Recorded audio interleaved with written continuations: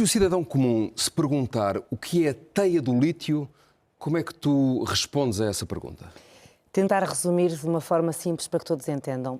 A teia do lítio é uma concessão que é entregue pelo Estado português a uma empresa por 35 anos para explorar um dos minérios mais valiosos do mundo, basta pensar que as baterias dos nossos telemóveis são feitas de lítio, a uma empresa que não era detentora desse direito. Explicando de outra forma, diz a lei em Portugal que uma empresa só pode candidatar-se à exploração definitiva há 35 anos deste minério se tiver ganho os direitos de prospecção.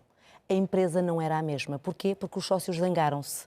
E como se zangaram, a empresa deixou de ser a mesma. Ora, João Galamba recebeu os sócios que foram, entretanto, retirados da empresa, que lhe disseram, olha, repare que você vai cometer um erro. João Galamba era, à época, secretário de Estado da Energia. E Matos Fernandes, ministro do Ambiente. E essa comitiva integrava o ex-presidente da Câmara do Porto, Nuno Cardoso. E foram todos recebidos por Matos Fernandes e João Galamba para lhes dizerem, reparem, se vocês entregarem a concessão a esta empresa, que não é a empresa original que ganhou o concurso, nós vamos impugnar em tribunal e há aqui uma irregularidade porque o Estado está a dar um benefício errado de muitos milhões de euros incalculáveis. Estimava-se na altura que eram bilhões de euros que podemos estar aqui a falar, porque são 35 anos de exploração. Ora, este caso é aberto assim, com a incapacidade de João Galamba, à época dos factos, explicar porque é que tinha autorizado o negócio ilegal apenas porque sim. O que ele se defendia na altura era que o processo ainda iria andar, porque faltava um estudo de impacto ambiental. Nós todos sabíamos que faltava um estudo de impacto ambiental, mas o estudo de impacto ambiental, o que aconteceu entretanto, e os portugueses perguntam-se lá em casa, porque é que este processo só tem um desfecho agora? Simples. A Agência Portuguesa do Ambiente... Tem um desenvolvimento agora, não tem nenhum desfecho. Exatamente, tem um desenvolvimento agora, exatamente. Obrigada por me corrigires. Só agora, em setembro, é que a Agência Portuguesa do Ambiente, presidida por Nuno Lacasta, um dos arguidos deste caso, hoje constituído arguido, aprovou, deu luz verde à concessão definitiva. Ou seja, esta concessão, quando a investigação, na altura jornalística e depois do Ministério Público, começou, ficou em banho-maria. E a informação que eu tinha do Ministério Público à época era eles nunca mais autorizam, eles nunca mais avançam politicamente, ou seja, não havia uma consumação do facto. E eu recordo uma entrevista que Matos Fernandes disse antes de sair do governo, muito curiosa, em que ele dizia assim: a Luz aos Recursos nunca mais vai ganhar esta concessão definitiva, deixou de ser uma empresa credível. E quando lhe perguntávamos, mas o Sr. Ministro não está preocupado em vir a ser constituído arguido? Porque era confrontado com esta pergunta quase diariamente por nós, equipa de investigação, e ele dizia, não, sabe porquê? O negócio nunca se materializou. Tinha razão. Para tentarmos situar as pessoas, nós hoje ao longo do dia ouvimos falar muito em Montalegre. Montalegre é no norte do país, em Trás-os-Montes, mas também ouvimos falar muito em Sines. Qual é a ligação de Sines com Montalegre? A ligação é apenas Ministério do Ambiente. Todo este processo radica num único edifício do Estado, Ministério do Ambiente. 2019, negócio do lítio, acontecem reuniões ministeriais entre João Galamba, Matos Fernandes e estas individualidades que acabei de referir e que dão origem a esta concessão de lítio em Montalegre e depois, ao abrigo desse inquérito de crime que estava aberto no TCIAP, começam a ser feitas escutas a estes mesmos intervenientes. É durante este tempo que o próprio Primeiro-Ministro é interceptado em escutas telefónicas com o Matos Fernandes a falar sobre a agilização deste processo. Um deles era o hidrogénio. Portanto, o processo do hidrogénio nasce de... que é, digamos, outra perna deste processo. É uma perna deste processo. Há 3 pernas desse processo. A segunda perna deste processo, a primeira é o lítio, a segunda é o hidrogénio. E porquê?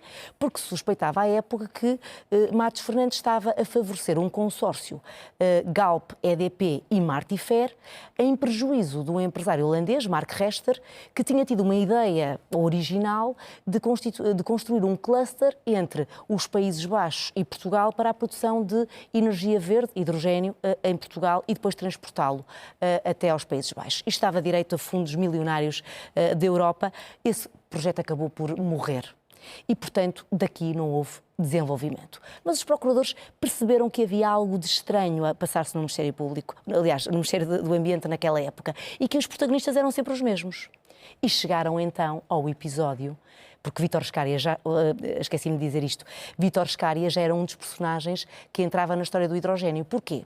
Vítor Scária começa por ser assessor de José Sócrates, quando António Costa ganha as eleições, vai para assessor económico de António Costa, e entretanto cai por causa do célebre caso Galpegate, em que ele é apanhado dos bilhetes para o futebol, mas nesse período, ele quando sai, fica a assessorar António Costa, ainda que na penumbra, para assuntos de fundos europeus, e é administrador não executivo da Martifer.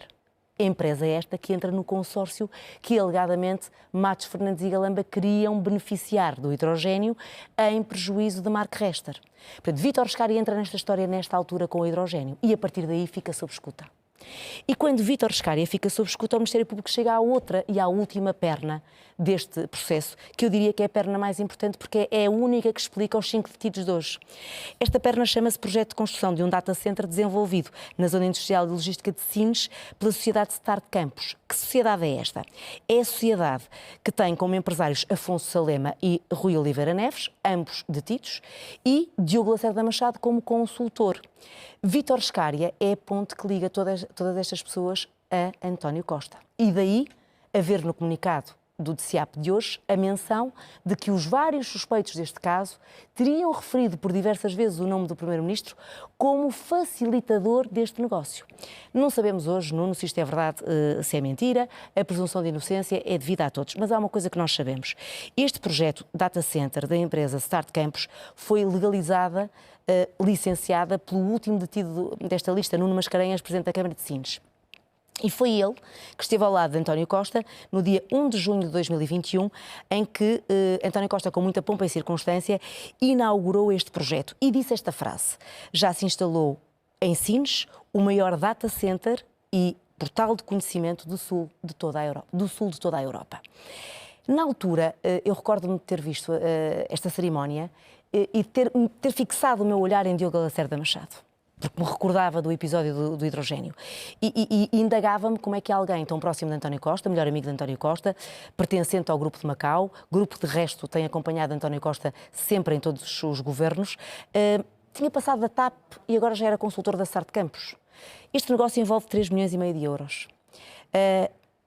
Confesso-te que não suspeitei que pudesse ser este... 3 milhões ou 3 mil milhões? Quer dizer, neste momento o projeto de investimento inicial é de 3,5 milhões. Sim.